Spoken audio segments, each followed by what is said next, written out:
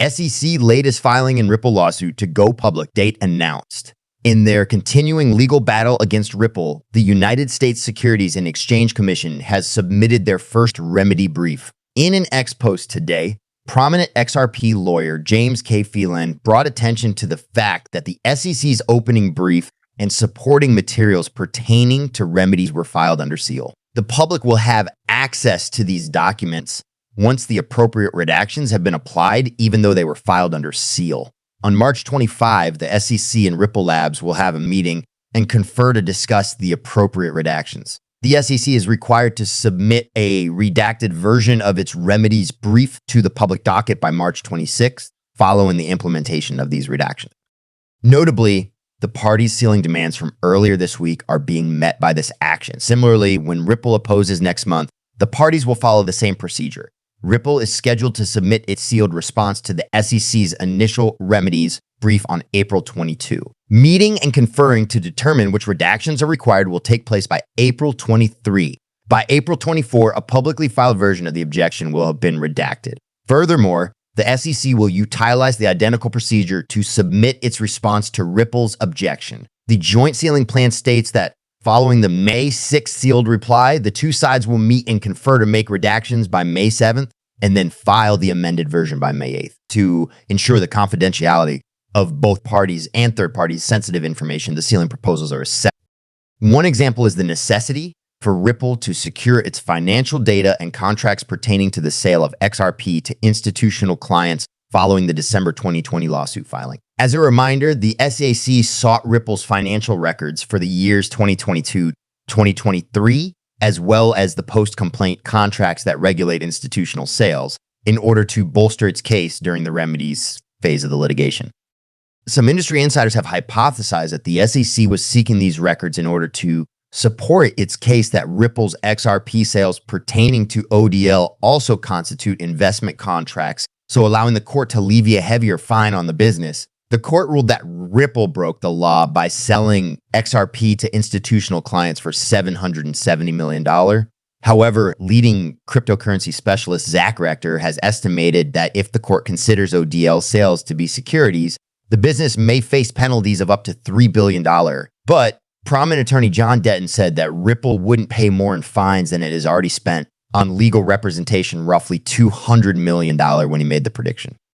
This is what's going to happen with the protracted SEC versus Ripple lawsuit since SEC has submitted a remedies-related brief. At long last, the opening remedies-related brief and accompanying papers were turned in by the United States Securities and Exchange Commission. The federal court allowed Ripple's request to keep confidential all discovery files pertaining to remedies, including full financial statements and XRP institutional sales after the lawsuit. The U.S. Securities and Exchange Commission has filed a brief pertaining to remedies in the Ripple XRP. After thoroughly reviewing the discovery materials pertaining to remedies, the United States Securities and Exchange Commission submitted sealed opening briefing on the subject in a court file dated March 22, which dealt with remedies. Due to an agreement between Ripple and the SEC's lawyers, the parties' filings will be made quickly and publicly available. The documents contain crucial information such as details about Ripple's financial reports, sales of XRP to institutional investors following the lawsuit's filing, and other information. The information regarding remedies is still confidential. After the parties meet and confer on March 26 to establish which information must remain classified per Judge Torres's order, a public version of the redacted briefs will be made accessible. What kind of decisions could be possible? Bill Morgan, an XRP supporter and attorney, also addressed the remedy-related facts included with the judgment and the proposed judgment. I presume it is the sort of orders the SEC feels the court should make was Judge Torres's reaction to a question about whether he should penalize Ripple based on these submissions. The SEC has the authority to pursue penalties for institutional investors' post-complaint XRP sales under Section 5 of the U.S. Securities Act. Fines for lawbreaking may be considered and decided by Judge Torres based on XRP sales to institutional investors. John Deshaun has indicated in the past that a potential settlement of $10 million is achievable, even though a speedy resolution is very unlikely. Meanwhile, the SEC will argue for a significant amount depending on the details of the remedy discovery. Major upcoming events in the Ripple versus SEC litigation: After the additional deadlines have passed, Coingate reports that the XRP case will likely continue into the following year, with a final decision expected then. Given that both parties have suggested a revised schedule for redactions after reply briefs, it is evident that the SEC and Ripple disagreement will persist past. Submitted under seal on March 22 is the opening remedies related brief by the Securities and Exchange Commission, along with any supporting declarations and documents. The parties will meet on March 25 to discuss the redactions and how to identify them. Following the redactions requested by parties and third parties on March 26, the SEC has made available to the public a version of the brief that has been redacted.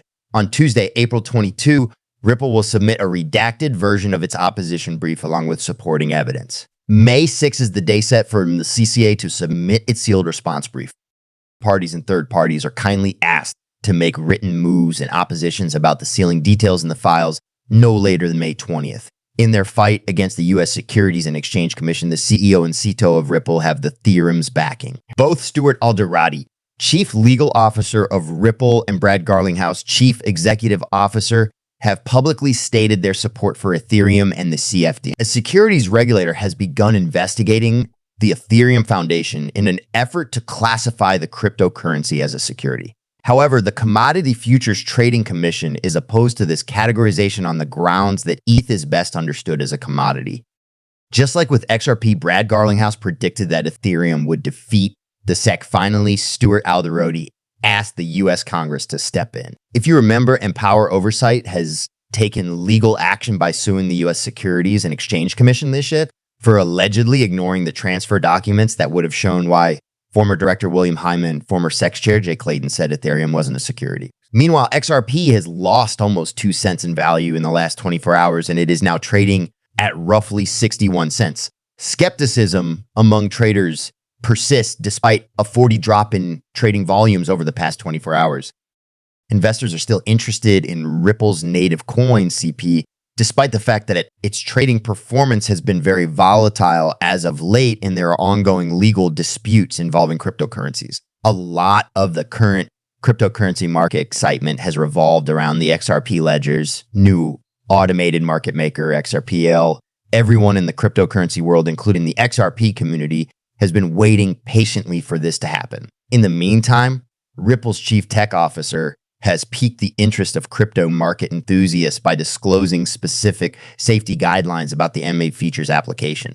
In the midst of all the excitement around the launch of the automated market maker capability on the XRP ledger, Ripple's chief technology officer has disclosed the ASTI guidelines. Users engaging with market makers using automated systems should take note of the crucial safety precautions published by Ripple's chief technical officer, David Schwartz. The importance of being cautious was highlighted by Schwartz in a recent post on the X platform when it came to deposits into pools from only one direction. This was especially important. Take note of his warning that slippage, losses that occur when funds are not readily available, could result from an inadequate liquidity regarding the deposit size. If customers notice a lot of slippage, Schwartz said they should look into alternative deposit methods.